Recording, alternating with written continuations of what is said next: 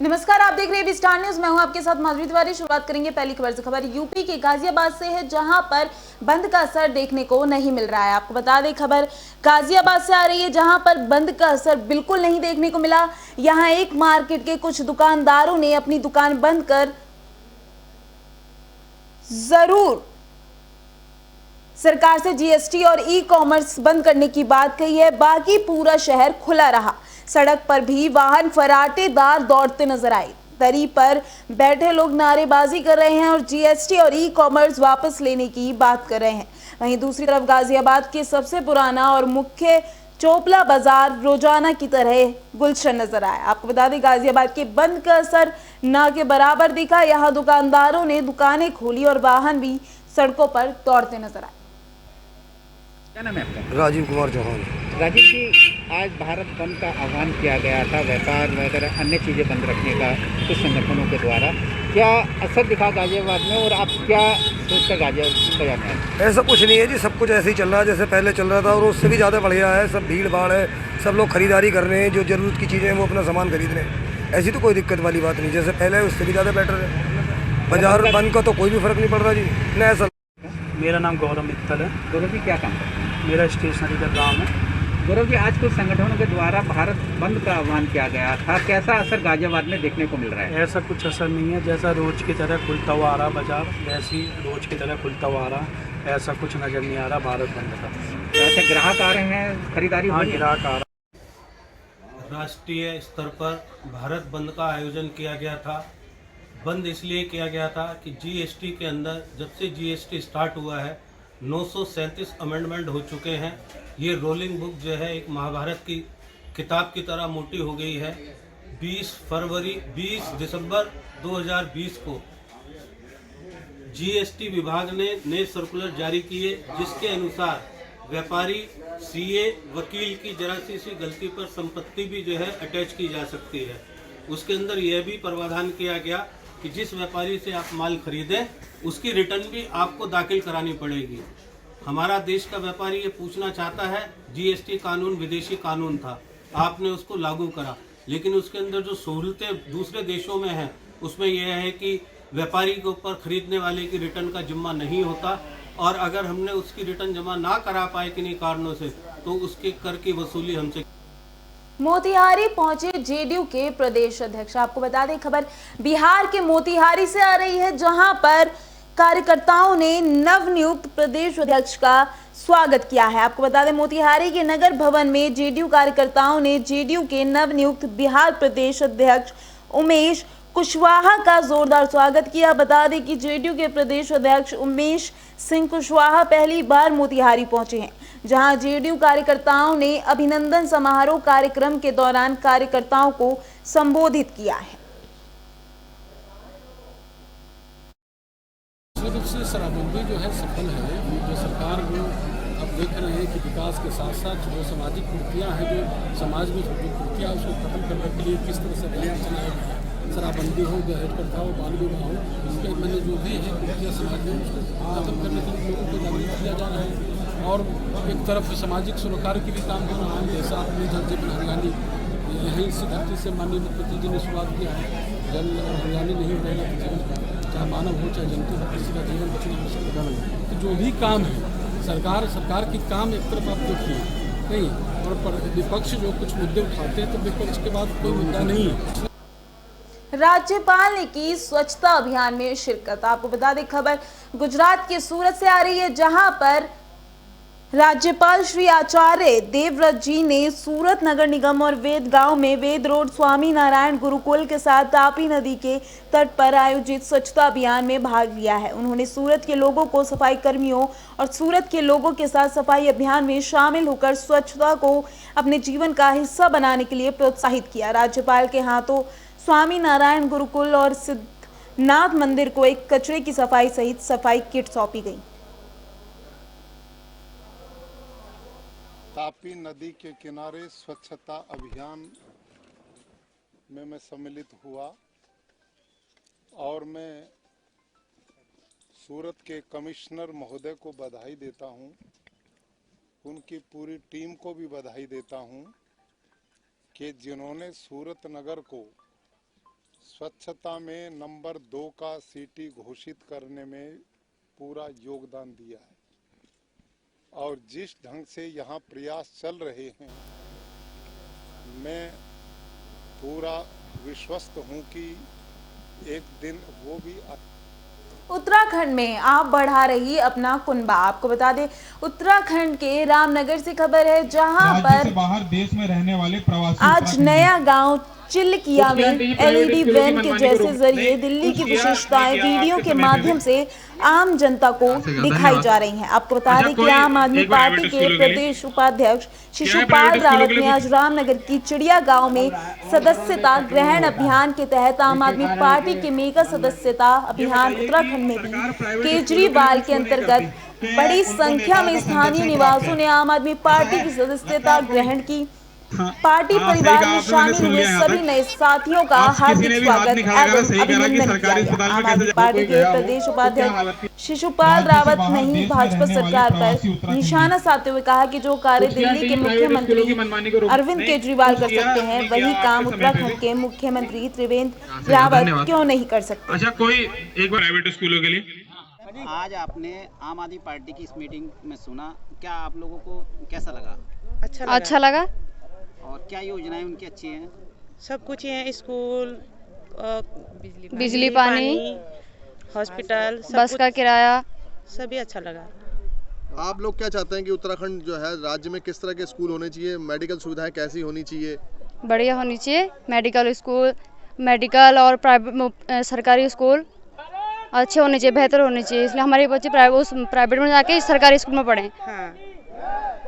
आज आपने जैसे इस मीटिंग को सुना, क्या आपने आज यहाँ की सदस्यता ग्रहण की है? हाँ। सदस्यता ली है आपने? हाँ। किन बातों को लेके ली है? कि हमारे यहाँ भी उत्तराखंड में कोई विकास हो, योजना है नई जिससे हम लाभ ले सकें, सारे उत्तराखंड वासी यहाँ से पलायन नहीं हो बाहर, यहीं सबको रोजगार मिले। देखिए, ये हमारा 1 फरवरी से कार्यक्रम माननीय मनीष सिसोदिया जी उप मुख्यमंत्री दिल्ली सरकार ने देहरादून से इसकी शुभारंभ की थी और उत्तराखंड के पूरे 70। लेकिन बधाई देता हूँ उत्तराखंड की जनता को कि 1,03,795 सदस्य हमारे मात्र 21 दिन में बन गए और अभी हमारे पास बहुत समय है। यहाँ पे जनता चाहती है कि वाकई में चाहे बिजली हो, पानी हो, शिक्षा हो, स्वास्थ्य हो, सड़क हो, रोजगार हो, मूलभूत सुविधाओं पे जनता अब जाग रही कि वाकई में नेताओं ने आज तक हमें क्या। उच्च शिक्षा मंत्री ने किया वृक्षारोपण। आपको बता दें खबर उत्तराखंड के पौड़ी से आ रही है जहां पर प्रदेश के उच्च शिक्षा मंत्री धन सिंह रावत आज पौड़ी को पर्यटन सर्किट से जोड़ने के लिए देवप्रयाग पौड़ी मोटर मार्ग पर चिनार के पौधों और वृक्षारोपण कर रहे हैं। धन सिंह रावत ने बताया कि पौड़ी को पर्यटन सर्किट से जोड़ने के लिए प्रदेश सरकार द्वारा लगातार काम किया जा रहा है जिससे पौड़ी में पर्यटन की आवाजाही बढ़ाई जा सके। उन्होंने बताया कि अभी उनके द्वारा 500 चिनार के पौधे रोपण किया जा रहा है। जिला उद्यान अधिकारी नरेंद्र कुमार ने बताया कि पौड़ी को पर्यटन सर्किट से जुड़ने के लिए आज देवप्रयाग पौड़ी मोटर मार्ग पर 500 चिनार के पौधों का रोपण किया गया।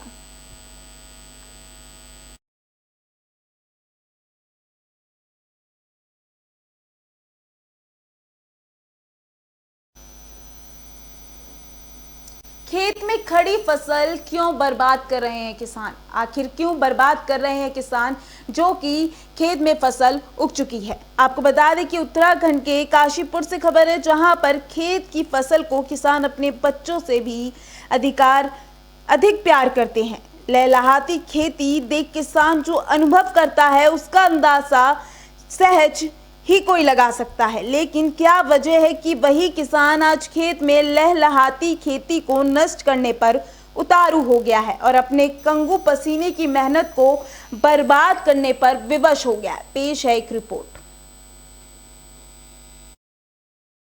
अब कंपनी अडानी बुरानी वो हमें बीज देंगे, ये बो हमें पता है हमारी ज़मीन में क्या होना है। जिसमें आलू होगा वो कहेंगे धान लगाओ, जिसमें धान नहीं होगा उसमें कहेंगे दूसरी फसल लगाओ। ये तो हमें किसानों को पता है कौन सी ज़मीन में क्या बोना है, उनको क्या पता है इसी में बैठने वालों को कौन सी ज़मीन में क्या बोना है। ये तो किसान ही जानता है, मक्का बोना है, धान बोना है, गेहूँ बोना है, आलू बोना है, किसान अपनी मर्जी से बोता है, फिर हमारी मर्जी नहीं चलेगी तो हम बर्बाद हो जाएंगे। फसल नष्ट करना ही अब हमारा उद्देश्य बताया, क्योंकि सबसे मेन चीज़ है कि सरकार हमारी जो बातें हैं वो मान नहीं रही। जो हम लोग जिस कानून जो हमने मांगा ही नहीं था वो हमारे ऊपर थोपा गया है, ये भी कोई अच्छी बात नहीं है। बाकी मैं आप लोग बाबा जी प्रताप जी का धन्यवाद करता हूँ और किसान यूनियन के अध्यक्ष जी का धन्यवाद करता हूँ, जिन्होंने मुझे आके मेरी फसल जोतने से रोका है। साथियों को पता चला, मैंने तो किसी को बताया भी नहीं था, यहाँ तक कि काशीपुर भी आपको किसी को नहीं सूचना दी, बहुत सारे पत्रकार नहीं तो यहाँ पे होते। तो मैं तो उसको जोतना चाहता था। मेरे दिल में एक टीस थी, एक कष्ट था कि बार बार हम लोगों को ये कहा जा रहा है कि किसान नहीं है। तो उनको ये बात बताई है कि हम किसान हैं और हम जानते हैं इन बिलों में क्या है। हम जानते हैं कि ये जब इनके हाथ में ये सारी खेती चली जाएगी तब ये शुरुआत में ही हमें बहुत महंगे बीज देंगे। बाज़ार में कोई दूसरा बीज देने वाला नहीं होगा, कोई दूसरा दवाई देने वाला नहीं होगा। सारे बीज और दवाइयाँ ये हमें देंगे और ये बताएंगे कि किस खेत में आपने क्या बोना है, उनके हिसाब से हम खेती करेंगे। ARTO ने चलाया चेकिंग अभियान। आपको बता दें उत्तराखंड के रामनगर से खबर आ रही है, जहां पर ARTO ने चेकिंग अभियान चलाना शुरू कर दिया है। नैनीताल के रामनगर में ARTO विमल पांडे एक्शन में दिखे। लगातार यात्री वाहनों में ओवरलोडिंग की सूचनाओं पर ARTO ने रामनगर के कानिया गांव में चेकिंग अभियान चलाया है, जिसमें ARTO को देखकर यात्री वाहन स्वामियों में हड़कंप मच गया है। कई वाहन तो वापस लौट गए हैं, लेकिन कुछ वाहन हत्थे चढ़ गए हैं, जिनमें सवारियां खचाखच भरी हुई थी, जिनके विभाग ने चालान किए। ARTO विमल पांडे ने कहा, कोरोना को ध्यान में रखते हुए यात्री वाहनों का विशेष चेकिंग का अभियान चलाया जा रहा है। इस दौरान यात्री वाहनों की कागज एवं फिटनेस देखी जा रही है।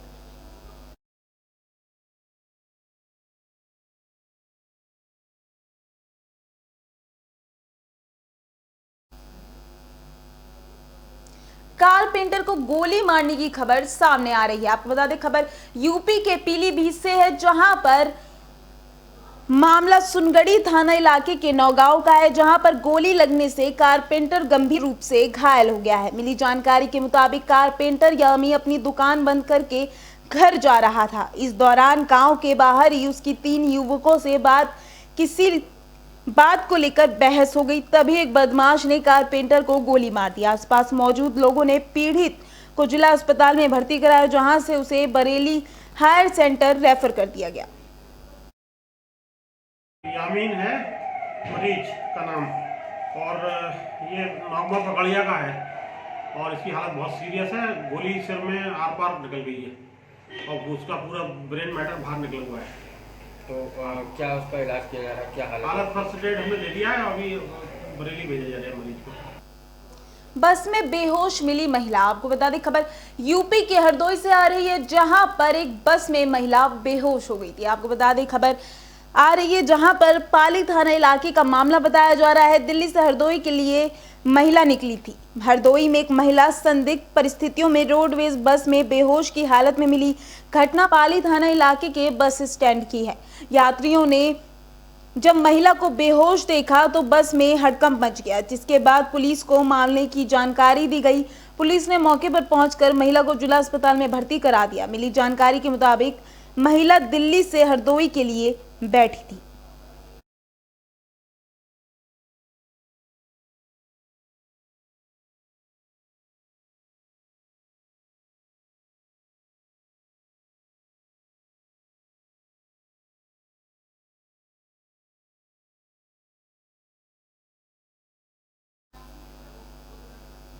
दार्जिलिंग ने दिल्ली को हरा दिया है। आपको बता दें खबर बिहार के मोतिहारी से आ रही है, जहां पर चकिया में स्वर्गीय मंगनी सिंह मेमोरियल फुटबॉल टूर्नामेंट में गुरुवार को दिल्ली यूनाइटेड और दार्जिलिंग फुटबॉल क्लब के बीच मुकाबला खेला गया। ग्रुप बी के दूसरे क्वार्टर फाइनल में दोनों टीमों ने शानदार प्रदर्शन किया। मैच का पहला गोल खेल के 7वें मिनट में दार्जिलिंग ने किया। दिल्ली ने 41वें मिनट में गोल दागकर मैच में वापसी की। 48वें मिनट में एक और गोल दागकर दिल्ली ने बढ़त जरूर बनाई, लेकिन 5 मिनट बाद 53वें मिनट में दार्जिलिंग ने गोल दागकर मुकाबले में बराबरी कर ली और फिर 61वें मिनट में गोल दागकर बढ़त बनाई, जो खेल खत्म होने तक बरकरार रही। इस तरह दार्जिलिंग की टीम ने दूसरा क्वार्टर फाइनल मुकाबला 3-2 से अपना नाम कर लिया। सुरेंद्र कुमार सिंह और मंगनी सिंह मेमोरियल जो राज्य स्तरीय फुटबॉल टूर्नामेंट हुआ पूरा सागर पंचायत में, सबसे पहले मैं इस आयोजन समिति के जो भी लोग हैं उनको बहुत धन्यवाद देना चाहता हूं कि जो इस अवसर पर मुझे बुलाए। और ये राज्य स्तरीय प्रतियोगिता इस ग्रामीण क्षेत्र में हो रही है। एक निश्चित तौर पर यहाँ के युवाओं में, यहाँ के आसपास के युवाओं में एक नया उत्साह भरेगा और इस दिशा में, खेल की दिशा में वो आगे बढ़ेंगे और सोचेंगे वो भी राज्य स्तर का खेलने का प्रयास करेंगे। निश्चित तौर पर एक अच्छी पहल है। सुरेंद्र कुमार सिंह बस एसोसिएशन ने किया बंद का ऐलान। आपको बता दें, खबर मध्य प्रदेश के रीवा से आ रही है, जहां पर रीवा बस ऑनर्स एसोसिएशन द्वारा मध्य प्रदेश सरकार से लगातार डीजल, टायर, स्पेयर पार्ट्स के मूल्यों में वृद्धि के कारण किराए में वृद्धि की मांग करती आ रही है। सितंबर 18 में किराया बोर्ड की बैठक में किराए में 50% की सहमति के बावजूद आज शासन के द्वारा वृद्धि पर निर्णय नहीं लिया गया। आज जब डीजल रेट 92 पहुंच गया है और प्रतिदिन वृद्धि हो रही है, ऐसी स्थिति में बस संचालन बहुत मुश्किल स्थिति में है। लगातार घाटे से ऑपरेटर्स परेशान कर रहे हैं। सीधी बस दुर्घटना अत्यंत दुखद घटना है, उसका सभी को दुख है, लेकिन उसके बाद प्रदेश में ऑपरेटर्स के विरुद्ध परिवहन विभाग द्वारा सारे दस्तावेजों के साथ नियम पूर्वक चलने वाली बसों को भी लगातार परेशान कर रहा, जिससे मध्य प्रदेश बस ऑनर्स ने 1 दिवस बंद का ऐलान कर दिया है। बस मालिकों की इस समय बहुत बड़ी समस्या है। बसों को संचालन लेके सबसे बड़ी महंगाई है, डीजल का रेट बढ़ रहा है और पिछले 34 माह से हमारे किराए में कोई वृद्धि नहीं हुई। जो 34 माह पहले किराया निर्धारित था, आज भी वही किराया चल रहा है और डीजल लगातार डेली बढ़ रहा है। इस समय 92 रुपये लीटर आज की डेट पे है, तो हम लोगों को बहुत बड़ी समस्या हो गई है। और डीजल बढ़ने के बाद क्या होता है कि टायर है, ऑटो पार्ट्स के जो भी टायर है और स्पेयर पार्ट्स जो भी, वो सब बढ़ जाते हैं। तो हम लोगों की मतलब इस समय ये हाल हो गई कि या तो बस खड़ा कर दें या तो चलाएं, कुछ समझ में नहीं आ रहा है। गाड़ियां जाती हैं और लौट के आती हैं तो कहता है साहब 500 रुपये के दीजिए, कंडक्टर बोलता है डीजल के लिए कम रहा है। ये शिवराज सिंह ने लगाई न्याय की गुहार। आपको बता दें, मध्य प्रदेश के रीवा से खबर आ रही है, जहां पर सर्किट हाउस में प्रेस वार्ता का आयोजन कर ब्राह्मण समाज के राष्ट्रीय अध्यक्ष पंडित संजय त्रिपाठी ने मीडिया के माध्यम से प्रदेश के मुख्यमंत्री शिवराज सिंह चौहान ने न्याय की गुहार लगाई है। स्थानीय नेता एवं जिला प्रशासन पर आरोप लगाया कि स्थानीय नेता के कहने पर जिला प्रशासन हमारे घर जमीन एवं कॉम्प्लेक्स एवं फैक्ट्री के पीछे की जमीन पर स्थानीय लोगों के द्वारा कब्जा कराया जा रहा है। विगत कुछ महीनों स्थानीय नेता के कहने पर जिले के प्रशासन प्रताड़ित कर रहा है। हमारे क्रेशर को विगत 20 दिनों से बंद कराकर रखा हुआ है और हमारे कर्मचारी भूखों से मर रहे हैं। आपको बता दें कि जो क्रेशर का पार्टनर अपना घर द्वारा एवं अपनी पूरी प्रॉपर्टी को बेचकर गिरवी रखकर क्रेशर में पूरी पूंजी लगा दी है। जिला प्रशासन द्वारा कुछ नेताओं द्वारा मुझे लगातार प्रताड़ित किया जा रहा है।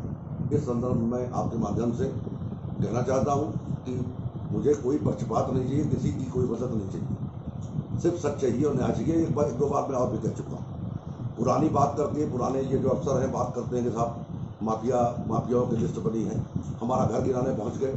जो हमारे स्वर्गीय पिताजी एवं माता जी की 50 साल की मेहनत का खून पसीने की कमाई का वो हमारा घर बना।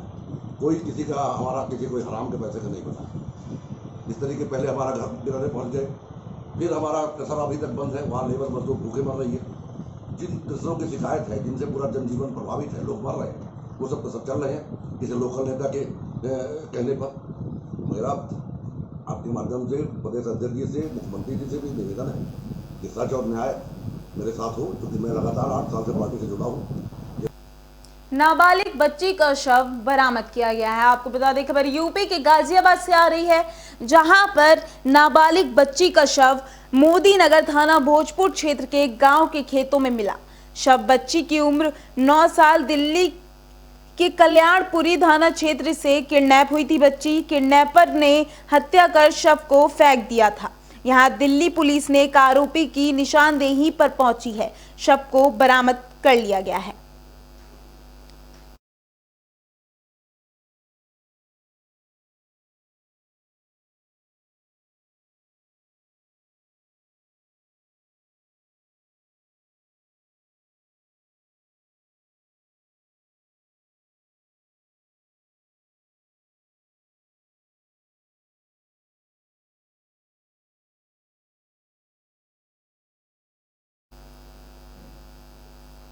आखिर क्यों उजाड़ा गरीब का आशियाना? आपको बता दें खबर यूपी के कानपुर से आ रही है, जहां पर एक और सूबे की सीएम योगी सरकार सबका साथ सबका विकास होने का दावा कर रही है, तो वहीं दूसरी ओर उनके कर्मचारियों के कामों में सवाल या निशान खड़े हो रहे हैं। एक ऐसा ही मामला जनपद कानपुर देहात के तहसील सिकंदरा क्षेत्र के सदर नगर पंचायत विकास नगर का है, जहां पर अधिशासी अधिकारी राजाराम बख्शीबा सभासद विकास कटियार की मिली भगत से गरीब की झोपड़पट्टी पर जेसीबी मशीन चलवाकर उजाड़ दी है। आपको बता दें कि झोपड़ी बनाकर रह रहे पीड़ित अशरफ अंसारी ने बताया कि उसने आधा दर्जन से अधिक अन्य मवेशियों को पकड़कर उनको रोजाना 4 पानी किया करते थे और अपना गुजर बसर किया करते थे, जिसके फलस्वरूप 23 दिसंबर 2020 को जनपद स्तर पर द्वितीय पुरस्कार जिलाधिकारी दिनेश चंद्र द्वारा 5000 रुपए देकर सम्मानित किया गया था।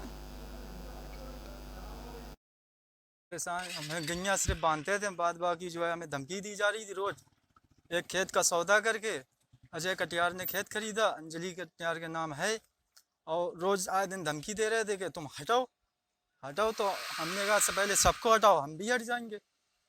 सिर्फ हमें अकेले हटाया गया, बाद किसी को नहीं हटाया गया। जगह किसकी थी? वो जगह नगर पंचायत की जगह थी। तो ये अतिक्रमण जो अभी हटाया गया किसके द्वारा हटाया गया? जब विकास बख्शी साहब और विकास जो है हमसे 1 लाख रुपया मांगा था कि 1 लाख रुपया नहीं दोगे तो तुम्हें 24 घंटे के लिए हटा दिया जाएगा। हमने कहा इतना पैसा हम कहाँ से कर पाएंगे साहब, हमें कुछ समय दो, हम अपनी गैया खोल लेंगे।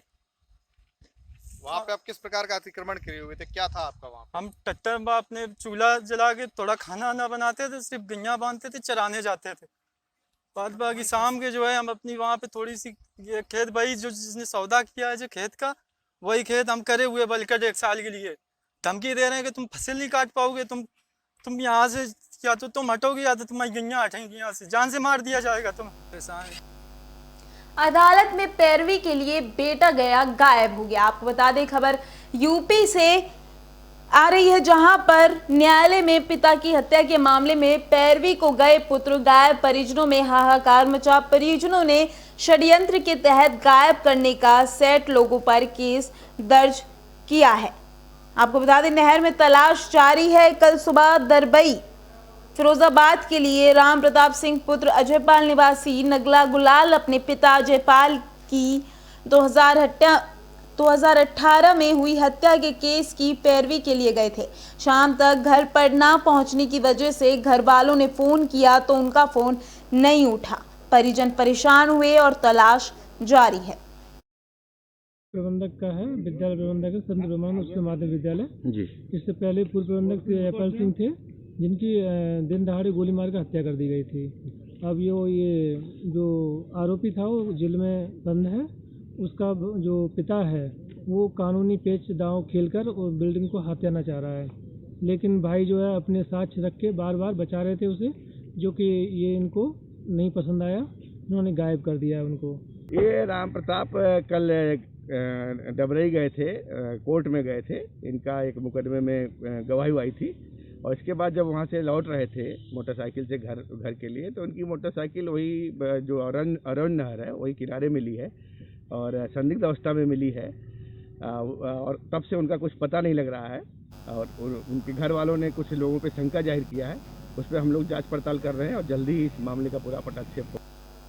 फिलहाल के लिए बस इतना ही। देखते रहिए स्टार न्यूज़। नमस्कार।